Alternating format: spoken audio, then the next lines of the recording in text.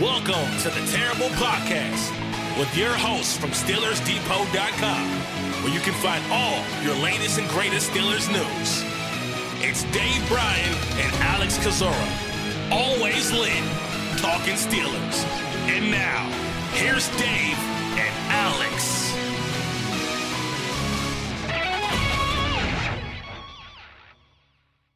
Welcome to the Terrible Podcast, Season 12, Episode 119. He's Dave Bryan. I'm Alex Kozora, SteelersDepot.com. Thanks for being back with us here on this special edition Tuesday episode. Dave and I, full disclosure, recording this Monday night. So if any crazy news breaks from Monday night until Tuesday morning, we probably won't be able to cover it, but wanted to wait until after the Tomlin Colbert press conference today, which unfortunately not a lot of information coming out of there. Rarely ever does, but I think even less so this year than years past. But David, there is a ton for us to talk about today. Absolutely there is. And had a re-signing since our last show. And obviously Tomlin and Colbert, that scheduled was went off on Monday as expected, and didn't get a whole lot out of there. Got a few things to talk about. And you and I have a couple of final mock drafts up that we'll be discussing on today's show as well, too. So gonna be a busy one. Let's get after it. Absolutely. But let's start with the biggest news, the news that broke Friday, shortly after we recorded the Friday episode of the Terrible Podcast. A week before the draft, Pittsburgh adding a strong safety to their roster in Terrell Edmunds, re-signing with the team on a 1-year, $2.5 million contract. So really cheap figure for Edmunds, but does give yourself that likely potential, starting strong safety a week before the draft, and really fills in the last big immediate void on the roster. Absolutely. And this offseason has been a typical Kevin Colbert offseason, has it not? Looking at the kind of holes and the way they've been filled and how they don't necessarily, and we'll get into kind of what they talked about during the press conference today about not necessarily being forced to go in a certain direction there. But I mean, this is what Kevin Colbert does with the kind of the types of additions and or re-signings that he's had this offseason here. And look, Miles Boykin to some degree helped fill a little bit of a hole there at wide receiver. And then, obviously that left the situation with the strong safety position. And they had been it looked like they've been actively trying to address that throughout the offseason there. The Kareem Jackson report that was out there, the phone call that was lobbed off to Tyrann Mathieu, and but lo and behold, we told people all offseason, Alex, we warned them, don't be surprised if Terrell Edmunds returns to this team. And although it did kind of look like such a move wouldn't happen until maybe after the draft, they got it done right before the draft. And I see a lot of people complaining about this, and and I understand it. The root complaint of it all, but the fact of the matter is, it's a 1-year deal. You get an experienced guy back, a guy that like it or not, he's been on at least an upward trend from the day he was drafted. Now, you'd obviously like that upward slope to be, a lot more upward. But he has made progress, I think, every year that he's been in the league. And to have a guy like that back, and look, he's been dependable, everything that goes along with that, for $2.5 million. I mean, I don't see how anybody takes issue with a re-signing such as that. Sure, people much rather have that be Tyrann Mathieu instead of probably Terrell Edmunds. But with what was, to the point that it gotten to, when you look around the league and the things that were out there, the type players, and once again, to get the kind of player back in Terrell Edmunds, assuming he picks up where he left off last year for $2.5 million, yeah, I don't find much fault in it. Sure, I don't either, because it is such a cheap deal that, as Kevin Colbert talked about today, does not preclude the team from adding a safety if they so choose here during this week's draft later this week. So really important signing. And I spoke to this on Friday about my concern with that giant void at strong safety. Now that point is obviously moot, and I'm really happy to see that, because if you didn't have any other strong safety added before the Edmunds signing going into the draft, then it really made you feel obligated to take one really early in the draft. Now the pool I thought was strong. There's a lot of good safety talent in the first 2 days of this draft, but you never like to go in the draft, at least Colbert hasn't. You never like to be in that situation where you feel like you have to take a guy just to check that box. And so what Edmunds does, maybe most importantly of all, is if you don't have the opportunity to take a safety for whatever reason, you're not feeling too bad about it because you do have a known starter in Terrell Edmunds. Right. And if I had to bet, this team will still address that position within, prior to Edmunds being signed, I probably would have bet within maybe the top 2 picks there. But now with him in the fold, I think you can, I think you'll see them address it still within the first 4 picks overall. But once again, if you get in a situation where a couple of the guys that you really like at the safety position are off the board, well, then you just let that go on by the wayside there, and you're not married to the a particular position there overall. So the $2.5 million signifies that you got a guy back and you had to pay him a little bit more than minimum there, but this isn't Carl Joseph. This isn't who's a special teamer? Miles Killebrew. You have a legitimate guy who has started a lot of games, a guy that's played opposite, Minkah Fitzpatrick quite a bit. And, if you so happen to find a safety that you like, you can draft him early and you can bring him along at your own pace. You can give Terrell Edmunds every opportunity to stay in the starting lineup. But if something happens, you don't like his play and you want to start getting the rookie on the field, you can do that as well too. So once again, I understand people, looking at this and saying, "Oh, I can't believe they re-signed Terrell Edmunds." But it'd be a little bit different story if you're looking at $4.5 million or $4 million per season with him. But, I mean, let's face it, folks. I mean, this is $2.5 million. I think Edmunds had they got him back on a minimum salary deal on a veteran benefit deal. We're looking at what 1.037 or something along those lines. I mean, you're not that much, that much more expensive than that overall there. So once again, and we've warned people about this all offseason that they, if the price was right, that they'd probably try to bring him back, and they did do that. And to me, there's not a lot to not like about it. Sure. It was surprising to see how slow the safety market has been, and I didn't expect Edmunds to re-sign, less than a week before day 1 of the 2022 NFL draft. But ultimately, again, and just illustrate the point more in 2 respects, when you sign Edmunds and you at least have that, identified starting strong safety, let's say just hypothetically you want to make a trade up in the draft and you're going from 20 to top 10, somewhere around there. I think when you have that strong safety that's etched in stone, at least for this year, you're not sitting there worried saying, "Oh my goodness, we have to trade our, first and a third and whatever to go up. And now can we still get our strong safety? Or are we locked into an X round with the 1 pick we have left, say second round pick, we must take a safety." That's when you reach, that's when you make mistakes. And so just gives you that flexibility, the options. And when you have those 2 things into a draft, you're going to follow your board the closest, you're going to focus on talent the most, and you're going to have just the most freedom to do whatever you think is best based on the way the draft goes. The other point I wanted to make was to the conversation about not precluding this team from drafting a safety. Remember back in 2018 when they took Edmunds in the first round, they signed Morgan Burnett that offseason to a 3-year deal worth over $14 million. So a much, much bigger contract. And it did not stop them from drafting Edmunds, and that ended up kind of being a shrewd move. So even in the first round conversation, I'm not going to sit there and say that Edmunds' presence alone, while it's important to bring him back, would prevent this team from drafting a Lewis, Seen or whoever, or in the second round across, or Brisker, or whatever name you would put in there. And so I think everything's still open. And and overall, we would think that there's really, 3-4 strong safety types that kind of best fit what the Steelers look for. And those guys would obviously be in kind of the first 3 or 4 rounds of this draft anyway. And So if you couldn't get one of those guys, then you just probably keep on going.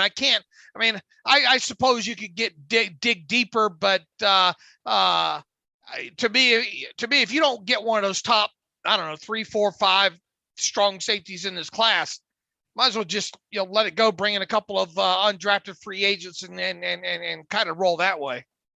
Sure. I mean, it just depends. I think there are some sleepers in this draft class, Tyson Anderson, maybe even Dane Belton from Iowa or something like that. But yeah, point taken. But again, if you didn't have Edmunds and you needed that starter, then you really felt obligated to take that guy within your first 3 picks, and that's when you make mistakes. Right. So 1-year deal, $2.5 million. And I made a point. And again, I was wrong about this last year because I thought they were going to pick up the 5th-year option on Edmunds. That would have been worth over $6.7 million. They declined that, re-signed him back this year for $2.5 million. So you get the same guy for $4 million less. And look, I was even kind of speculating that if he came back, it would be something along the lines of what the 2 corners got this offseason. $4 million per. I kind of figured, well, maybe it won't be that high. But look, this is even cheaper than the Marcus Allen restricted tender. Are you surprised by how cheap it is? Because it seems still extremely cheap for a starting strong safety. Right. It does. And now look, in no stretch of imagination did I think Terrell Edmunds was going to break the bank. But once again, I thought, and you would probably agree with this, his play is slowly trended upwards, and he is a dependable guy. A guy that what does he miss? One game, but and that was due to the COVID list, I think. Was it COVID or groin or something like that? I forget. It was a shoulder. He's had some stuff, but he's been extremely durable and available overall. But I really thought that we were looking at around a $4 million price tag with him, and for him to come back lower than what even Marcus Allen, a backup guy, got on a restricted tender. I mean, that's cheap, brother. I mean, that is, and that's just another reason to think that, why does anybody have issue with this? And I'm interested to see how much of this $2.5 million, if any, is guaranteed. For all we know, they might still be able to even cut Edmunds at the start of the regular season, but I haven't seen the contract yet. It'll probably be a couple of days before that comes in, because the team just did announce it being official on Monday there. But yeah, for it to come in cheaper than a restricted tender, that's cheap. Yeah, it's almost concerningly cheap because he's 25. He's played a lot of football, hasn't been terrible, certainly by no means great, no means the first round pick that he was billed as, but and he had other offers. It wasn't like it was just Pittsburgh against themselves. Reportedly Cincinnati and Miami were involved too. Obviously, I'm assuming their offers were even less or just about the same, but even some sort of market for Evans didn't push up his number. Right. And he's probably looking at it from the familiarity standpoint, and think and betting on himself too, thinking, look, I can make this happen. I can keep the rookie off the field if they bring in another one, and maybe have one more chance to try and prove myself here, and maybe parlay this into a little bit larger contract a year from now. Yeah, I think basically at this point, if you don't have any substantial multi-year deal out there, just taking him and everybody just taking 1-year deals and betting on next year. And the dude will only be 26 next year. So he's still ripe in that, because he came in the league at 21, so super young. And that's one reason why Pittsburgh likes drafting those guys super young, because now you get a second contract guy at 26 years old. So that'll be his strategy. And for Pittsburgh, again, they get either a starting strong safety or maybe they add somebody, but there's options. And if they don't draft anybody, then you have a guy in Edmunds.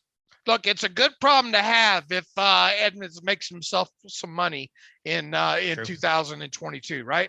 Fair point. Yep, absolutely. So that is the signing. And if he struggles and you got a rookie that you think you can get on the field, then you go that route too. So they're not married to him for a 17-game season as a starter. Absolutely. All right, Dave, let's get to what happened today. Mike Tomlin, Kevin Colbert speaking in their pre-draft press conference. I'm not even sure exactly what the big takeaway here is. Usually there's, to me, one or two pieces, not that Tomlin and Colbert ever spill state secrets at a time like this. I guess the biggest takeaway is nothing to do with the draft. It's not even really new information. It's just Tomlin asked about any update on Stephon Tuitt, and with a smile, and what does that mean? I don't quite know, but said no updates on Tuitt, but he's doing well. Yeah, I don't know how to take that, other than maybe he was smiling, thinking that the question was going to come and he was going to give them the answer that True. You could context this whatever best fits your narrative, right? Yeah, it's like the Rorschach test of whatever you see is what you see. What did you say? A Horseshack? Is that now? What do they call it? The Rorschach test with a big, like where you see like the blob, like the psychologist like has the big blob of painting, and you have to see what do you see in the. I don't know. I thought you said Horseshack from like Welcome Back, Kotter, but that means that's over my. If I had said that, that would have been more surprising. I have no idea what you just told me. I love you, John Travolta. He was a sweat hog way back before. What is a sweat hog? I don't understand any of the words you're saying, Dave. English.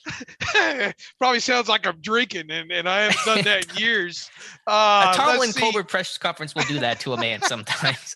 Welcome back, Carter. That means nothing to you. No.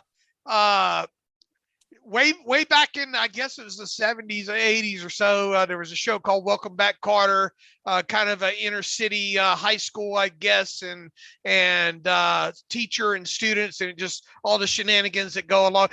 It really was quite entertaining sitcom, and I'm sure you can find probably episodes on the YouTube machine and all like that. But the group of students, the high school students that. Gabe Kaplan, he was the actor, and he played Mr. Carter, and the show was called Welcome Back, Kotter. I don't know where they got that from, but anyway, the name of the nickname the students had were the Sweat Hogs. And John Travolta was actually one of them. John Travolta with long hair. His character was Vinnie Barbarino. And anyway, I've said way too much, and a lot of people probably either got that or they didn't get it. So we have to. I don't think we don't have many people to ride right down the middle, like in their in between our two age groups there. But anyway, Horseshack was another one of the characters there. So that's why I was having a little bit of fun with that, but it meant absolutely nothing to you. You're just lucky I know who Travolta even is. Okay, that's the extent that you're going to get out of me. Yeah, after we get off this, you ought to Google, or you ought to go on the YouTube machine and at least Google Welcome Back, Kotter, and go to the Wikipedia page or whatnot and see if there's an episode. It was really an entertaining sitcom way back when. I'm going to take your word for it. All right, Dave. Tomlin, Colbert, Tuitt situation, no updates. Yeah, we got all that. What you let me get all that way from the main topic like that? I don't know how to view it, Alex. And once again, you could take Tomlin smiling and no update and all like that. Here's what we know, or here's what we think we know. The offseason program's underway. If the phase one, the voluntary lifting, conditioning, all like that, to the best of what I've seen on the photos that the team's releasing, and it's not a lot to go on, it doesn't look like Stephon Tuitt's there. Now, does that mean that he's not there? Absolutely not. All right. But you would think he'd kind of show up in a photo.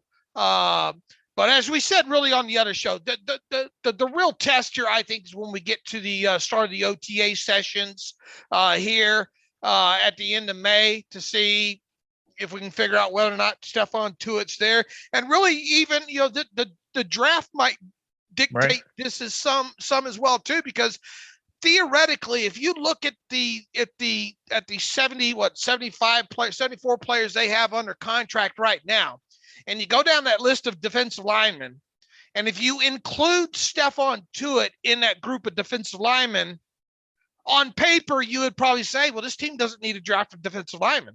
Or, it'd be a little bit of a waste if they if they did draft defensive linemen. However, if you take Tuitt out of the equation there, Do you need a defensive lineman in the draft? I would say you do. Certainly becomes more urgent of an issue. There's still some debate about who and where and what that guy would look like. But obviously, the strategy in the room looks a lot different. And maybe they still really don't know. I mean, my gut tells me that they've got that they do, but maybe they don't. And maybe they know, and they're just not going to make a decision on it right now in case Tuitt maybe decides to change his mind. And here we are. True. Here we are all this time later, and we're still speculating on this. Mm-hmm. All right. So, and that's very dangerous to do as long as this is strung on right now. But with that said, with Tomlin's answer really went in one of my ears and right out the other, which a lot of stuff. There's not a lot in there to block stuff, but I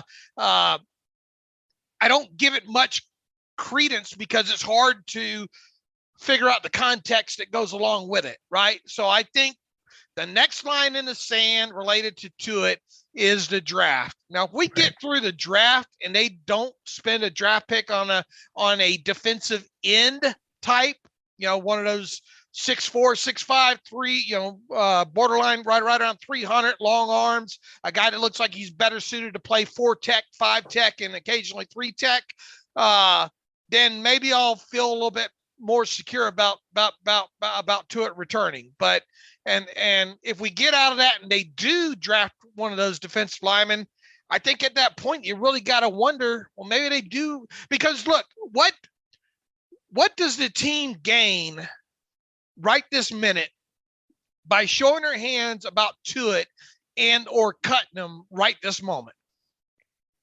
Well, there's not a lot to gain in terms of the benefit for the team. It's just some clarity, I guess, for everyone asking, ourselves included. And what if they're just keeping it on the back burner too? Because maybe they're hoping he changes his mind or something. I don't know. And here's something else is maybe they're just saying, look, we don't need the cap space right now, which they don't technically need the cap space right this moment. They will at some point need more cap space, obviously, but they don't need it now. And they certainly won't need it before June 1st. And maybe they're thinking, well, look, we're just going to hold off on the actual paperwork of this. Maybe they've told Tuitt to stay home until maybe he can better give them an answer of what's going on, Right. I mean, if there was an answer, you think you would see it, if not from Tomlin or Colbert, but from Cam Hayward posting something or Tuitt posting something or a teammate in either direction saying, welcome back, or we wish you well, something that would signal that. So maybe they don't know. And they've said all along they don't know. They've been optimistic, but they've never outright said that, yes, he's coming back. So here, once again, here we are, you and we're supposed to have all the answers, and we're not, I don't think I'm any closer to saying which way this thing's going to go one way or the other after all this time right now. I'm still speculating and as much in the dark as I was 6 months ago. Me as well. For whatever it's worth, and again, this is speculation, it does not appear that Tuitt was with Cam and Tyson Alualu training recently, correct? As far as I can tell, and you would have thought that if Tuitt would have been there, Cam Hayward would have included him somewhere in one of those Instagram photos. But it was just him, I think, and Tyson Alualu working with who was it, Chuck Smith, and as far as I can tell. Now, once again, me not seeing Tuitt in 138 photos or whatever it was, is just me not seeing Tuitt. I'm not there in the building, but I get the sense that he wasn't there.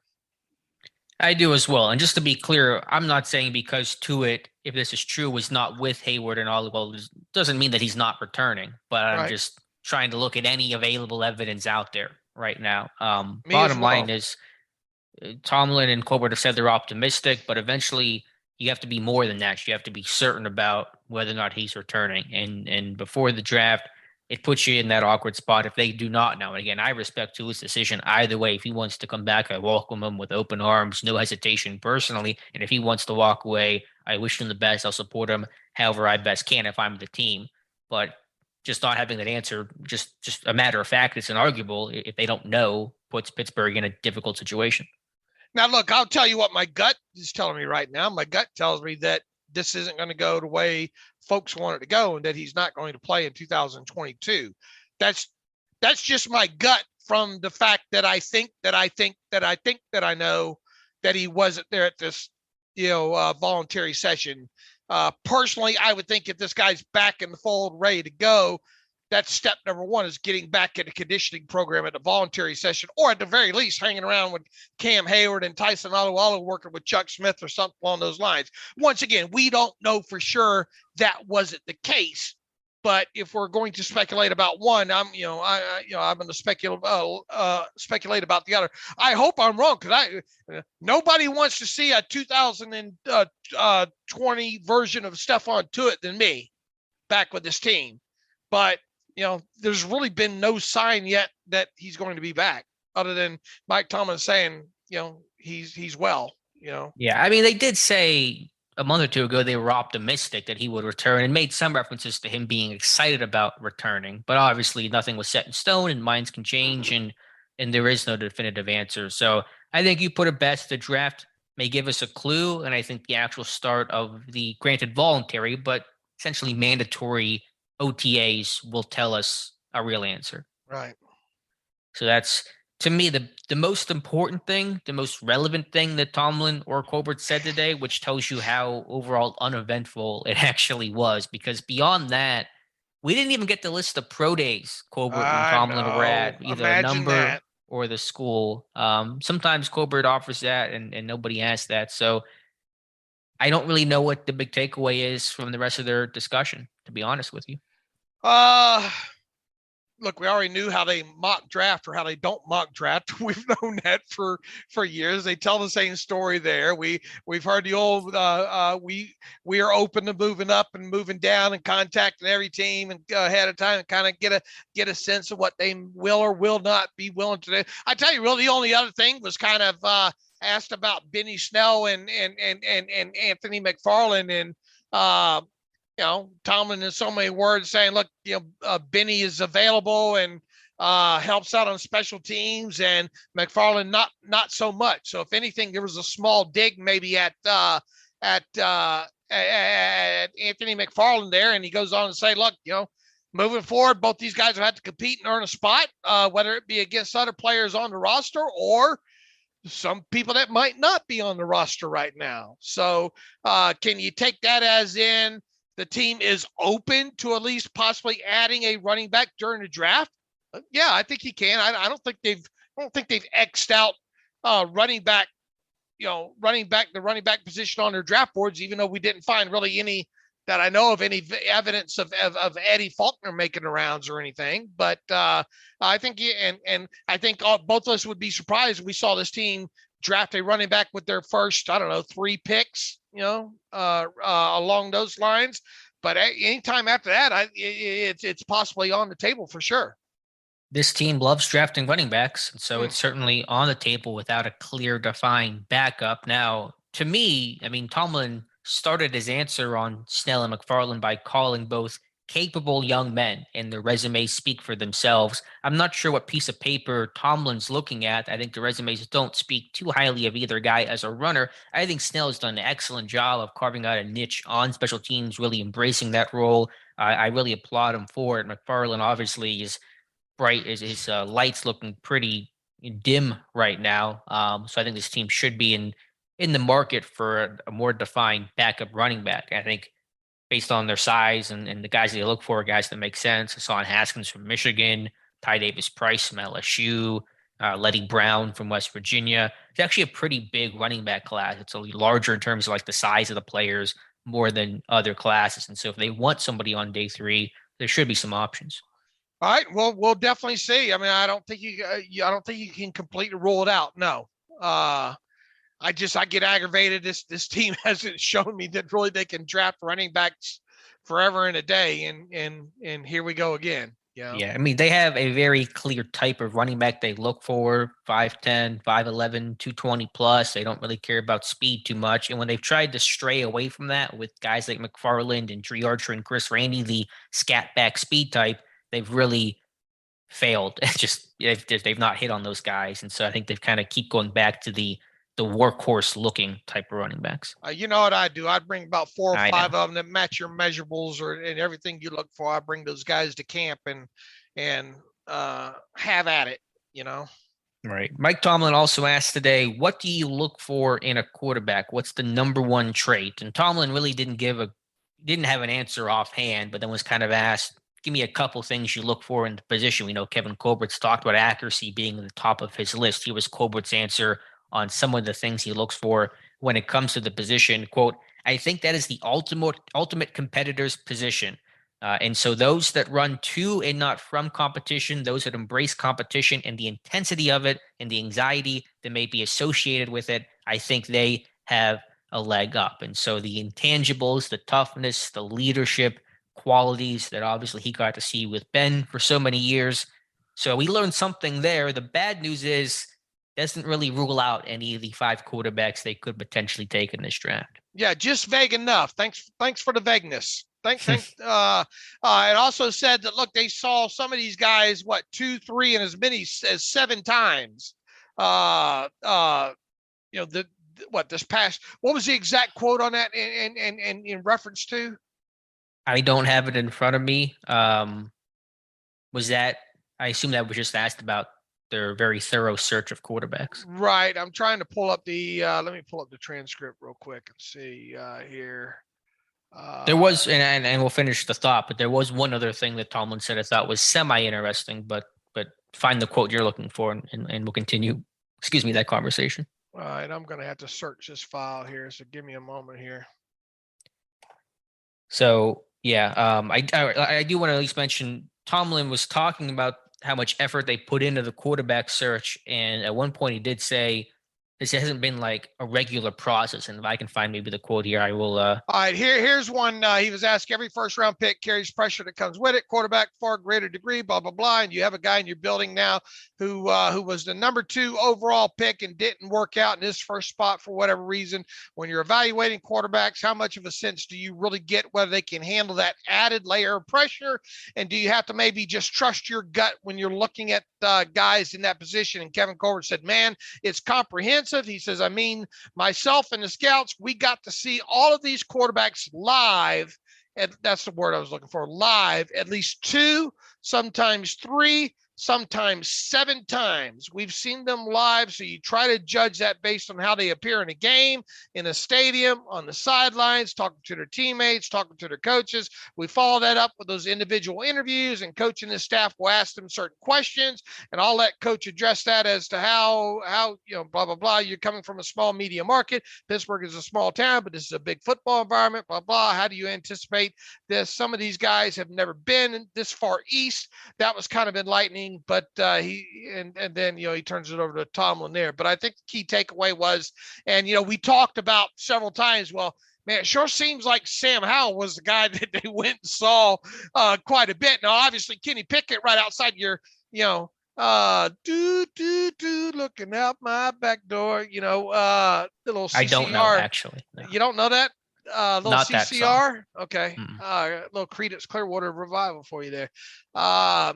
But sometimes 7 times, obviously they got to see a lot of Kenny Pickett games, and that might be the 7 times there. The 3 times might be a guy like Sam Howell that he was that we saw reports on Twitter that Tomlin at a North Carolina game, and who knows what didn't get reported on the Twitter machine. But it does sound like they've seen all these top guys, maybe not named Carson Strong, live at least 2 or sometimes at least 3 times. If it's not fortunate, son, I'm kind of out on CCR, so I'm sorry about that. No, I think, and that's not surprising to hear. I mean, especially for the scouts and GMs, that's their job in the falls to go watch these guys in person. And so, to me, that's just their typical process. Looking out my back door has an interesting it's an interesting meaning to what the song lyrics and that mean. By the way, it's great. It's a great song. I grew up with a lot of CCR in the house. Gotcha. My old man played a lot of Elvis, a lot of Creedence Clearwater Revival. Oh boy, what else? There's a lot of Tom Jones playing in the house. Trying to think what else. A lot of country music, a lot of Alabama playing in the house. So I got a mixture of it all. All right, there you go. It's a pretty solid group. I think people would like that playlist. But I apologize. Actually, I'm reading the transcript now. Tomlin, I said thought you were apologizing for me. No, maybe in some respects. Tomlin said that it was an irregular process, not a regular process. And so here's the quote talking about the interest in quarterback says, quote, seemed like a year ago we chopped up the running backs in a similar way. I know that the process we've gone through in terms of getting to know the quarterback pool is getting some attention, but it's not an irregular process for us in terms of locking in and getting a feel for a certain pool within the pool, if you will. That's true to an extent, but the homework they did on quarterbacks this year has been much stronger than they did on even running backs last year in terms of going to all the pro days and bringing these guys in for pre-draft visits. Now, last year, granted, there were Zoom calls and you really couldn't do some of that stuff. But even in a normal year like this one, this level of interest has been unusual. And if we're going to take Tomlin's point about they chopped the running backs the same way last year, well, they took a running back in the first round. Mm-hmm. So does that mean they're taking a quarterback in the first round this time around? Jerry Dulac says no. Which is possible. I mean, I don't like to guarantee it, but it has been surprising to hear Dulac in particular be so adamant that this team will not take a quarterback when there is so much smoke. How shocked will you be if they do not take one in the first 2 rounds, period? Because I don't think all 5 of these guys are going in the first round. No, I don't think so either. And by the way, how many went in that walk the mock draft? How many went in the first round? In that walk the mock draft, 1, and that was Malik Willis, was it not? Correct, to the Giants, which was a fun surprise. If in our live walk the mock draft we did Monday night. You got the patience of Job, man. You think that was fun? Yeah. You got to deal with all those comments and be able to watch that and do the mock and rattle off what you rattle off. You are fantastic at doing that. And no, well, thank you. You can because of that you can continue to have that part of the job. Thank you, Dave. I was going to pass it off to you, but you said no. Let you keep it. Thank you for that. Who was the last quarterback? Who was the last of the 5 major? It was Ritter, was it not? Yeah, Ritter to Atlanta. It went, and this is just a pretend mock draft we did last night with 31 other live people. It was Willis to the Giants. We took Kenny Pickett in the second round. Sam Howell went to Seattle, and Corral went to the Colts and broke my heart. They stole Matt Corral from me, Dave. And all that happened in the first 2 rounds, did it not? Yeah, all the quarterbacks went in the top 2 rounds, and all in the second round except for Willis. Okay, all right. But anyway, back to the Steelers. You would be shocked if they do not take a quarterback with their first 2 picks, right? I'd be very surprised. I don't know what's the difference, I guess, for me in shock versus surprised. I don't know what percent chance to put on them taking a quarterback, but certainly every possible sign has pointed to that being the front runner position to be taken. You know, something else that stuck out to me from what they said today was talking about the Zoom meetings and all like that. Did you get the sense that maybe they did not use all 30 pre-draft visitors, that maybe instead of that, they used a lot of Zoom meetings?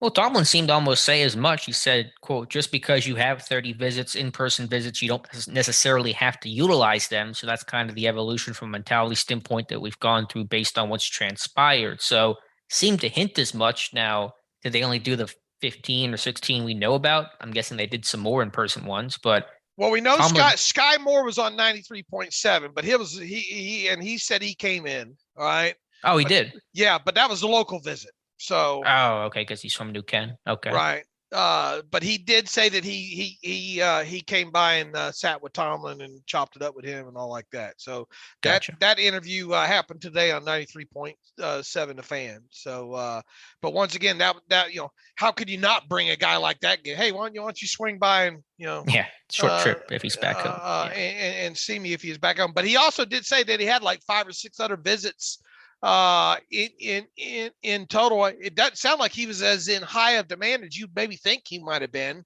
as far as pre-draft visits go. But well, I don't know what's a high number. I mean, 5, 6 I don't like know either. Pretty healthy number for a prospect who's not, because even like a top guy's probably gonna get like 5, 6 visits, I'm guessing. Okay, right, because your schedule, you can only have so many, right? Right, you only get 30, and so I don't know. I generally don't know what is considered a high amount of visits. I think 5, 6 is a because people are going to meet with you at the combine or at, whatever, and your pro day, and they kind of figure they don't have to meet with you again. So right. Not sure how to take that. But once again, I wonder how close we maybe have. Maybe they only did about 20 pre-draft visits this year. Maybe they left 10 on the table. Sure. Question is, what Zoom meetings did they have that we don't know about? Is the big question. But I think what they learned, and I think I said this last year, was the Zoom meetings, they were quicker, they were obviously easier logistically, and you could do a lot more of them. Right. And so I think they kind of like the benefit of the virtualness of it all. Right. Exactly. So that was another takeaway. Anything else from what they had to say? Colbert did kind of reference, like, I'm not an analytics guy. I understand the world is kind of moving that way, and so maybe my replacement will embrace that more than I have. And he said they use the analytical part of it all more in terms of their pro scouts and pro evaluation, so for agency type related things, more so than it helps in their evaluation of the college game. They said they learned it from baseball. I assume that's the Pirates, and you take that for whatever it's worth. That it's really, you want to compare things 1-to-1, pro to pro, when you're comparing in baseball minor league to maybe the MLB or college draft picks to the minor leagues. It's a tougher comparison, and so Colbert kind of drew the line between trying to use analytics comparing draft picks and prospects to the NFL is a difficult leap to make. Let me tell you, if you were a GM, Alex, obviously the tape trumps all, and always will. However, you would obviously use whatever resources you could to look at, because you're not, one person, you're not going to be able to sit and watch 3 full games on, 150 prospects. You might come close, but your head's you're not gonna have time to do too much else. So within that, I don't see how you don't look at some of these key analytics these days. The things like the yards after the catch, the things, depth of target, depth and completion. I'm just throwing out, the obvious things. The explosive plays, man. Especially when it comes to running backs and wide receivers and stuff like that. How many explosive plays did this kid have? How many contested catches are in the analytics and all like that? Because you just don't have the time to go through all that tape, but obviously you want to watch as much as you can, but to some degree you have to, I think, and obviously you have the scouts sending you the information too. But let me tell you, if I'm responsible for drafting a guy, I'm going to watch as much tape as possible on that kid, especially as the first three round kid. I'm going to watch as much tape as possible on him, and I'm going to look at analytics at what time he ate, that kind of stuff there. And it still feels like Colbert kind of pushes that to the side a little bit, does it not? It does. Now, Colbert said they have that information. It's out there. They gather it, as I'm sure every team does. But how much does Colbert actually use it? It sounds like it's not really part of his actual evaluation process, even if they have the numbers on those guys. Mm-hmm. And so that's the issue there. I will say, and I'm sure the Steelers have a much better setup in terms of getting cut-ups on guys and looking at situational stuff. They probably they can probably mow through tape a lot quicker than we can. They got interns putting up cut-ups and padding games and stuff like that. Sure. So, but yeah, point taken. Colbert, especially, and also Mike Tomlin, very old school gut guys, watch the tape, grind the pro day trail, not big into the fancy pants numbers. Like that is their mentality for sure. All right. And I thought it was interesting, Kevin Colbert, saying we got to hit on our first three guys, Yeah, he said their philosophy is to make their first three picks in the starters. And if they don't do that, that's when you go to free agency and you start paying people. And so, good. And that's their business plan revolves around hopefully not having to spend in free agency to get a starter to replace one that you supposedly drafted. And look what happened this year. Maybe that says something maybe about their couple recent classes. But right. Yeah, that was a little window into that. And then there was the rest of it was just kind of the feel good Colbert, Tomlin last draft together. Tomlin talked about they enjoy regional dining. Tomlin can just turn any phrase and any conversation into a Tomlinism, but not a lot of substance with that. Yeah. We learned the Southern cuisine and some of the hole in the walls that maybe he likes to visit, and the sweet tea and all like that. So that's very valuable, is it not? Mm-hmm. That was my number one question going into the press conference. And listen, I'm not mad at asking the fun question occasionally, like for the Twitter type answer. That's cool, but I just wish maybe there were it would have begun with more substantive. How about Kevin? Can you rattle off the pro days that you went to this year? And if not, can you at least let us know if Notre Dame is one of them? How's that for a question? That would have been the best question. That would have been the best question asked on Monday, would it not? It would have been the most useful. That we'd have learned the most from it just based off of that alone, because no one ever got back to you on Notre Dame status. No, but you probably agree with me. It's hard to. I don't think he was there. I don't think so either. We've not been able to really corroborate that initial report. All right, and we'll see if we'll see how far Hamilton goes down the draft board or not. If he ends up becoming, it certainly will be interesting if he's still on the board at 20, and if the Steelers have to make that decision, that would be interesting. I mean, he was in for a pre-draft visit, and so that works in his favor. My thought is that Colbert was going to go to the Notre Dame Pro Day, signed up for it, was really tied by the end of that kind of crazy quarterback week, said, there's only one guy in the first round worth taking from Notre Dame. It's Kyle Hamilton. His odds of being there at 20 are super low. I'm going to skip the pro day. Then he runs a 4.7, Hamilton does. And Colbert says, hold on a second. This guy might actually fall a little bit. We need to bring him in and talk to him to kind of protect ourselves. So that's kind of my made up scenario in my head about what happened with Notre Dame pro day and Kyle Hamilton. I'll allow it. All right. Thank you very much. So anything else? Last call on Tomlin, Colbert. Yeah, Q&A. I think we hit all of it, and a lot of it seems like the same stuff we go over every year, really.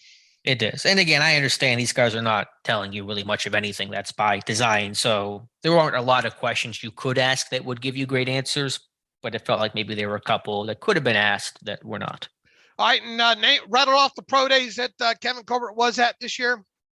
Put me on the spot here. Georgia, Clemson, Michigan, Duke, North Carolina, Liberty, Ole Miss, Pittsburgh, Cincinnati. I think you hit them all. NC State.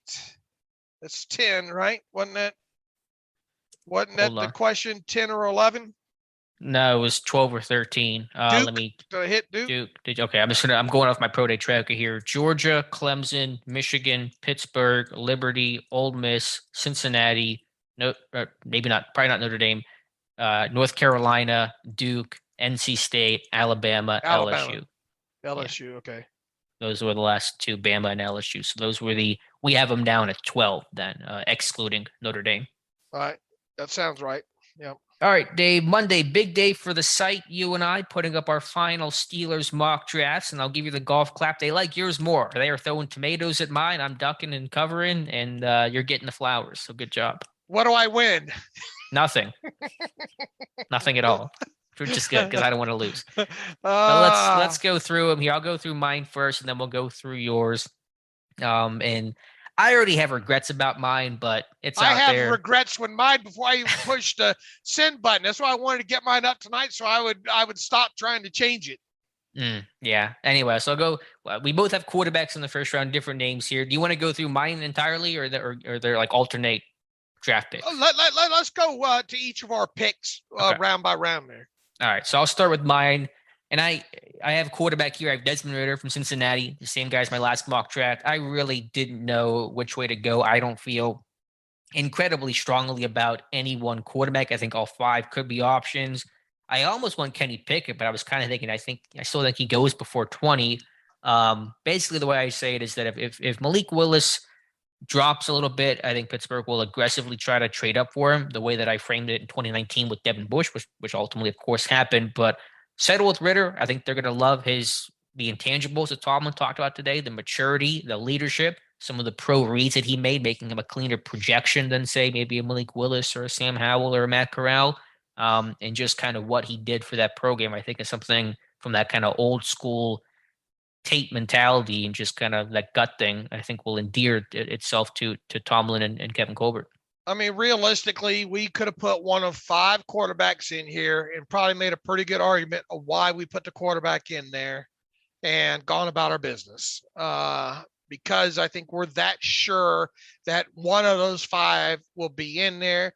I might be a little bit, I might have put Sam Howell in there before you would put Sam Howell in there. You might put Matt Corral in there before I'd put Matt Corral in there.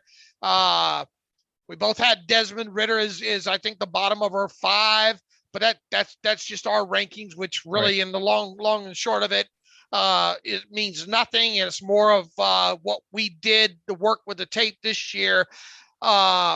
Will just make for a learning experience down the line to see what we learned in evaluating these things and how maybe it matched up in our head versus what turns out to happen with this class 2 to 3 years from now overall. So I don't think anybody could sit here and point at each other and say, man, I don't understand why you put that quarterback in there, because of them seemingly having some sort of level of interest in all 5 of these guys is why. And I mean, I with that, I obviously put Malik Willis in there. Look, I was not going to be subject to overthinking this too much this year, like I have done in previous years. I thought out of the chute that Malik Willis would be the guy. Last year, I thought out of the chute that Najee Harris was going to be the guy, and I talked myself. I try to convince myself out of it, and my final mock draft reflected that. I told myself I was going to need a good reason to not make Malik Willis the Steelers' first round pick this year, and I got close to give myself a reason, but I never could, when I look at it long and hard, say I guarantee it. And look, I know a lot of people are going to disagree with this, and I know they have throughout this and all. That's why that last mock draft included me doing a trade up or whatever there. I still think there's a 50-50 chance, quite honestly, that Malik Willis falls down to 20. Now, within that, another part of me says if he gets past, I think Carolina and you would agree, Carolina and Atlanta are kind of the 2 wild cards here in the first round there. If he makes it, out of the top 10, I think there's a chance that the Steelers go up and get him. Sure. I think there's a good chance of that. I think if he gets past Seattle at 9, they're sitting there, the Jets at 10, Washington 11, Minnesota at 12. I could easily see Pittsburgh trade up to any of those 3 spots. Now, the question is, what will it cost, or why didn't you factor that in your mock? My mock, in my head, if indeed they did go up and get him, would be close enough to go get him that I would think that would cost them, obviously, their first this year and maybe something or 2 of something next year. That's kind of the way I have it in my head there. But as you stated, with them going and getting the safety position taken care of, whatever round maybe they deemed that they thought maybe that was going to be, kind of dedicated to that. Maybe they give up the 2nd or a 3rd round draft pick and just forego the safety position. And I'm just using that as an example here. But I think because Willis is so raw, that's and look, we had Todd McShay earlier in the day on Monday. and take it for whatever it's worth. And it's not much. It's just basically how it fits your narrative, I guess. He's hearing that a quarterback might not be drafted until 20th overall. We'll see. I mean, obviously it'd be the first time that a quarterback has fallen that far since, what did I write in that article? 1980. It was Jim, let's see. How rare would it be for quarterbacks to be drafted? No quarterbacks to be drafted within the first 19 selections. Well, you would need to go all the way back to 1997 to find the last time such a thing happened. That was the year that quarterback Jim Druckenmiller was selected 26th overall out of Virginia Tech by the San Francisco 49ers. So that's the last time that 0 quarterbacks were selected within, at least the first 19 selections there. Now, 2014 was the last time that just one quarterback went in the first 19 selections of a draft. And that was the year that Blake Bortles went 3rd overall to the Jacksonville Jaguars. And then Johnny Manziel went 22nd overall to the Cleveland Browns. Yeah, the history there is certainly telling. So from that respect, it would be a surprise. Whatever it's worth, in 2013, only one quarterback went, I think, in the top 38. That was E.J. Manuel at 16. Mm-hmm. Next quarterback went, I believe, was Geno Smith at 39 to the Jets. So it can happen. It has happened. But yeah, McShay's report, how credible is it? Who the heck knows? We are definitely in smokescreen week right now, but it's notable for the 19 teams that supposedly would not take a quarterback. And then, of course, that would imply at 20, Pittsburgh would take a quarterback, which is what McShay was getting at. And look, all it takes is one team to want to jump way up ahead and, right. and there you go. But once again, my gut all along has told me that they're married, that Malik Willis is their guy. And personally, and I might end up being wrong, who knows, but I think they will do everything under the sun to make that come to fruition. And you mentioned, what would it cost to go up to, say, 10 or so? Well, the Devin Bush trade, and again, no 2 drafts are alike, but in 2019, they traded their first-round pick, their second-round pick, and a future third to go up from 20 to 10 to get Devin Bush. So that would be the approximate cost, again, to do it this year, should that happen. And I think the wild card is the Panthers. And if I had to gamble and bet, even if the Panthers took a quarterback, I think they would take Kenny Pickett before they would take Malik Willis. That's just my thought on it. I agree. And for whatever it's worth, the rumors are they're more likely to take a tackle like a Charles Cross. But again, who the heck knows? Right. So anyway, we both have quarterbacks. You have Ritter. I have Malik Willis. Carry on. And then just the last note there, I do hate that I can't narrow this field down anymore. I mean, if you maybe start eliminating quarterbacks, I would eliminate Howell and Corral as the 2 least likely over the 5 to be taken, but they certainly both could be taken. And so it's just, there's no information out there that tells me which guys I don't think they would be, they wouldn't have interest in. I think they have interest in all 5 guys. See, whereas if you asked me to eliminate 2, I'd probably eliminate Ritter and Matt Corral. So it just goes to show you how really there's been no huge consensus in this class. I'd be so glad when Thursday gets here, and then even if we do have one quarterback at that point, at least it's one quarterback then. We're not having to worry about 5 of them. Yeah, and of course, if it's no quarterbacks taken, then it's all for naught. But that will be the biggest development, I think, at this point, is there's none of these 5 taken by the Steelers. But it's a question of what happens in front of them. And maybe they love Malik Willis, but if he goes, I don't know, super high, and they just can't take him, and they say, well, we're punting. I mean, all those things could happen, and so nobody knows. But one last thing from Colbert, if you want to put on the tinfoil hat, he mentioned hypotheticals about trading up and said mentioned pick 7. If that's worth any, the Giants currently hold pick 7. What did I have them trading up? I had them going up to 5, didn't I? Or did I have them going to 7? I don't remember. It was one of those 2 picks. Yeah. I can check if you. Let me just check. I think I had him going above 5. Above the Panthers to 5. Yeah. I think potential trade locations 5, 7, both held by the Giants, and then you start looking at 10, 11, 12, which is the Jets. Although the Jets could be making a move for someone else. I think they might go up top 5. The Commanders at 11 and the Vikings at 12 is kind of where you start looking. Keep that tinfoil hat on. I'm so proud that you've got the hat on. I did. Finally came in the mail. Keep it buckled here for a moment. There was also the report Monday morning by Adam Schefter claiming that there's more teams clamoring to go down in the first round than those clamoring to go up. So believe of that and make of that what you will, listeners. I can buy that, though, in a quarterback class that is not very good. I think you do see more teams that are willing to go down because there aren't teams trying to stay because they need a quarterback. Okay. So that could help Pittsburgh. We'll see. Round 2, I'm going Nick Cross, a safety from Maryland. I think he checks all the boxes. Really athletic, underclassman, that great RAS score. Not even 20 years old. I believe he's the youngest player in this draft class. He was roommates with Dino Tomlin, Mike Tomlin's son, and can kind of sit and develop for a year behind Edmunds and be your starter in 2023. I have George Pickens falling down to the Steelers at that spot. I think the injury, the little bit of the concerns of maturity aspect with Pickens and him not being a completely full-fledged, fully polished route runner at this. I think he's a an upside prospect, much like Malik Willis, to be quite honest with you. I think you look at him and you see ceiling more than you do kind of the player he is right now, which, by the way, I mean, he does make some good catches. Has made some great catches there. Still a player with under 100 total receptions at the college level and just 5 last year there.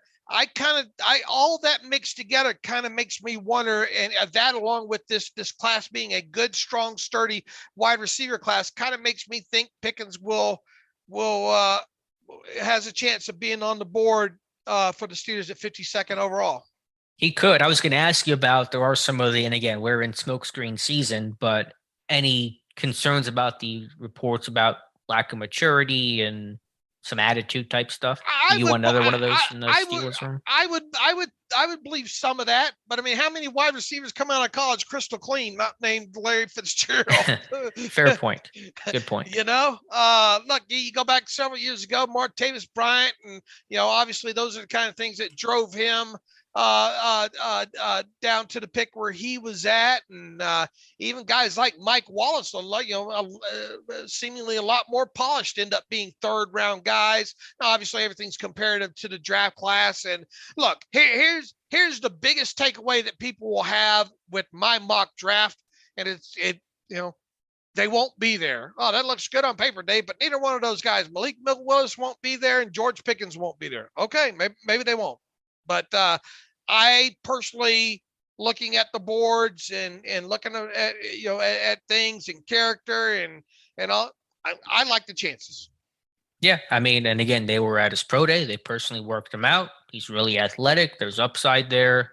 I mean, it fits. It absolutely fits. Who knows? Maybe if they can't get a quarterback, maybe Pickens is a first round draft pick. Yeah, that can't even be. I think we both agree that's much less likely to happen, but not impossible. Right. So anyway, I think he's a fit. They could definitely, and here's the other thing about it too, man. After not taking a wide receiver last year, I got a funny feeling they're going to take one in the first 2 picks this year. And sure. I'm a huge Danny Gray fan, and obviously if they don't get one early, I could see them getting one round 3 or round 4 in Danny Gray. But if they were to, and then another thing I struggle with, do I put Sky Moore here? The only reason I couldn't put Sky Moore there is they haven't drafted a wide receiver under 5'10", right? Or only just a couple of times there. It made it tough for me putting Sky Moore. Even all the other links are there. Just his size made it tough for me to pencil Sky Moore in there. I think that it could happen. I just, for all practical purposes, couldn't put it in my mock there. Yeah, I understand that, but it does fit. And you want to talk about slot receiver. And again, he's short, but he's not small. He's a pretty rocked up big dude. He's got big hands, 10-inch hands. So I could definitely see Sky Moore being there. And I wonder if that's even maybe a bit more likely to happen than George Pickens. It very well might. It very well might. We both had more in our others considered, whatever. That's usually where we get our actual picks from. It's the others considered list. But in round 3, I'm going Marcus Jones, the corner from Houston. So I am going pretty secondary heavy here. Cross, of course, being a strong safety. Jones would be a slot corner. I just look at last year and think Pittsburgh never had that defined slot corner. They didn't love playing Sutton inside. They want somebody that kind of has the more prototypical explosion, twitchiness that a Mike Hilton had. I don't think Jones is quite that guy, but not incredibly far off. And of course, they did bring him in for a pre-draft visit, and so there's some obvious interest there. And I had Nick Cross sliding a little bit further than you did. The fit there is obvious, and you look at your what they look for reports, and he's right slam in there. Then you have the link to Dino Tomlin and Mike Tomlin, and you just have the flat out, man. You want to talk about sparky, rassy safety in this crop? It's him. He is young, however, and I think we'll need some grooming, and that's one of the main reasons that I think a player like him could potentially fall into the third round, because I think you wouldn't be doing him many favors to rush him out on the field.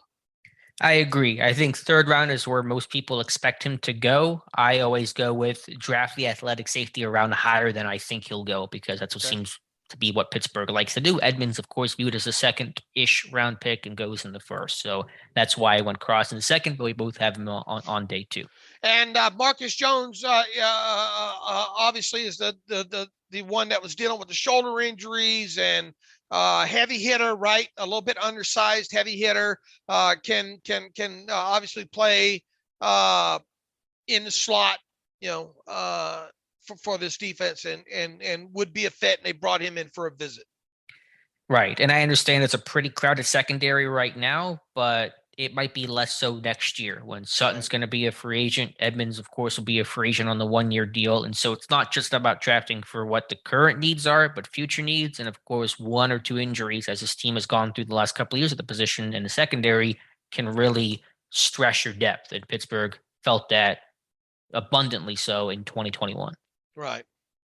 4th round, I finally go receiver with Justin Ross, the receiver from Clemson, and I wrestled with this one, almost went, Danny Gray, Tyquan Thornton, very close to putting him in my mock draft, but I go Ross, not because I would love it. I'd actually be pretty down on the idea, but just for all the connections of, again, being at his pro day, Frisman Jackson working him out, his size, playing in the slot, the large catch radius, and if this guy can get back and be healthy, this is a potential first or second round type talent, a guy that was just dominating college football in 2018, 2019, then had the spinal surgery, played through a foot fracture for the bulk of 2021 before shutting things down and having surgery. But if he's healthy, if he's medically cleared, and again, the Pittsburgh Steelers team neurosurgeon was the doctor who performed the spinal surgery on Justin Ross. So any maybe more comfort there medically, Pittsburgh might have that.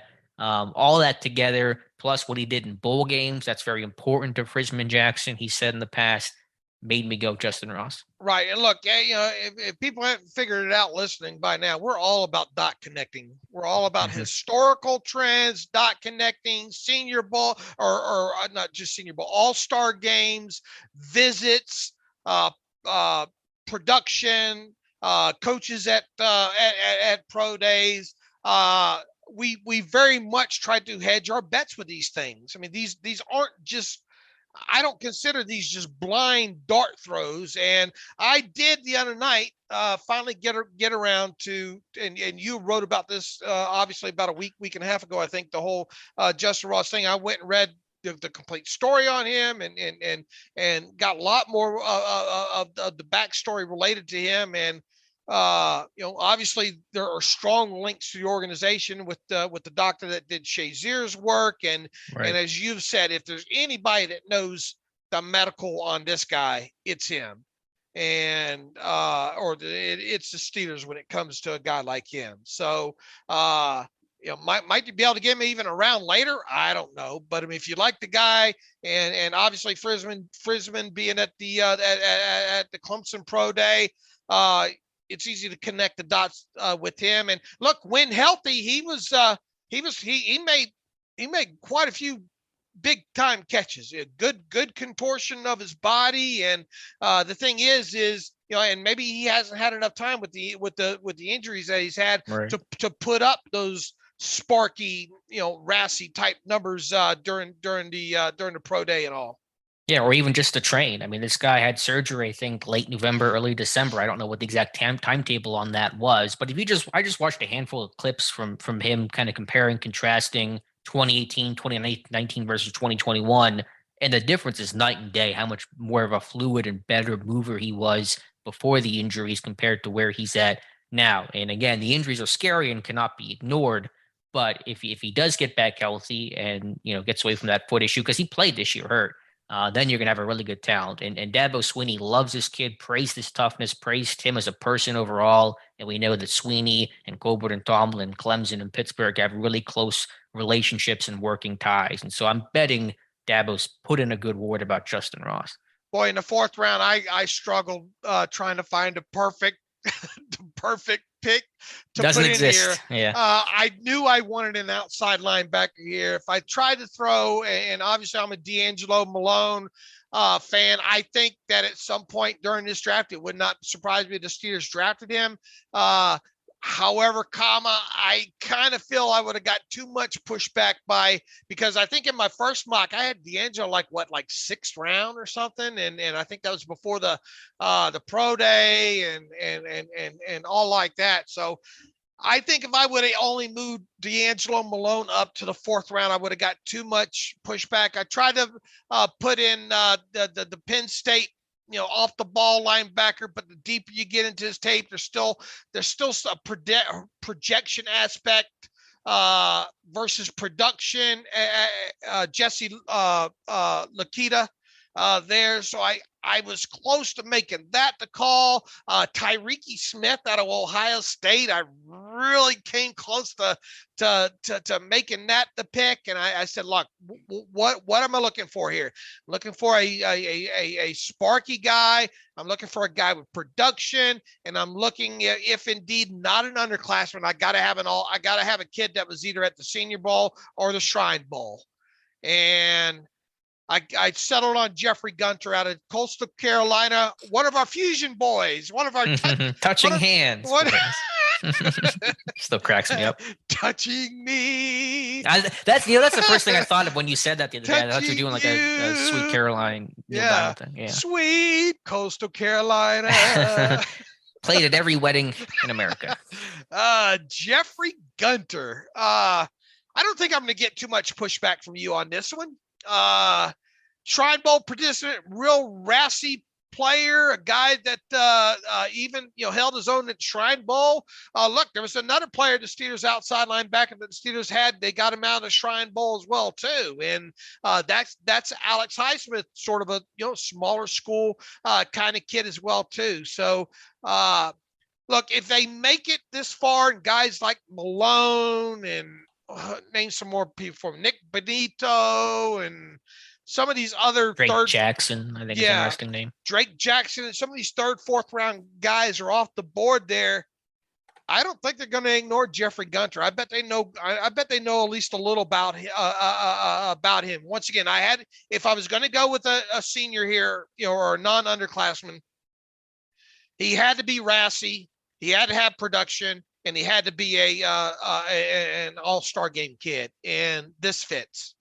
Yeah, I think the production's really key for the non-Power 5 guys, the way that Alex Highsmith had great production his last year at Charlotte as more of that traditional rush linebacker as opposed to the 3-4 end he was playing earlier in his career. And Gunter has that production as well, 38.5 tackles for loss, 17 sacks, 9 forced fumbles, 6 of them in 2020 in just 12 games for the Chanticleers. And so I think having that high-end production is going to be important. So I had Gunter, I think, in my last mock draft, and so I have no complaints about putting him in this one. Now, correct me if I'm wrong. He only in the what they look for, he was one of the players that missed by 1 box, and wasn't by just the 3 cone by like 0.01 second.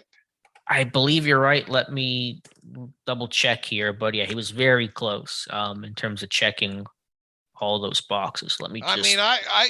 I'm going to ask for permission to the 0.01 second be forgivable. Yeah, you're right. It was 1/100th of a second he missed. 7.213 cone. The threshold is 7.20. So I won't fight you too much on that. All right. So I mean, for all practical purposes, he really fits, does he not? He does. And so I think that's... I didn't put an edge in this one, and I certainly could have. You had to make some tough choices in this one. I didn't primarily because we thought they were going to go edge last year, and they did, but not until the 6th round. And so they kind of let that position go a bit. I wonder if they would go sign another veteran. And of course, they did at least sign Jannard Avery, who has some experience there. But again, I think Gunter in the fourth makes a lot of sense. I'll be disappointed if they come out of this draft without an edge. I really will.